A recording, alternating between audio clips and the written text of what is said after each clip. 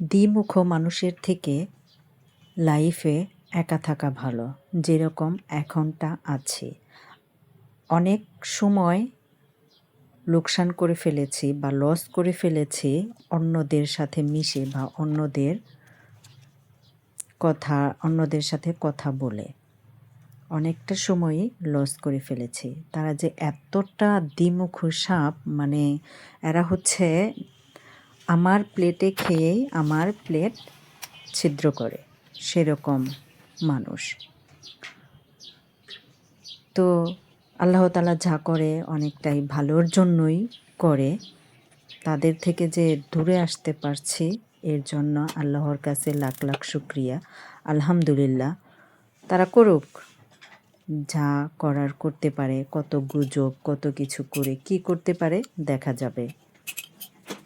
তবে সবার থেকে তো দূরে আসতে পারছি। বেঈমান আর মুখোশধারী মানুষদের আর মুখ দেখতে হয় না বা তাদের কথা শুনতে হয় না, এতে অনেকটাই ভালো আছি আলহামদুলিল্লাহ।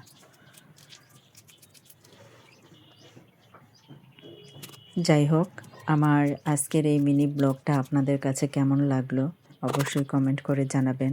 তবে পৃথিবীতে বাঁচতে হলে একা থাকাই ভালো, কারো সঙ্গ নিয়ে চলা ভালো না। সঙ্গ শুধু সর্বনাশ ডেকে আনে, এটাই বাস্তব।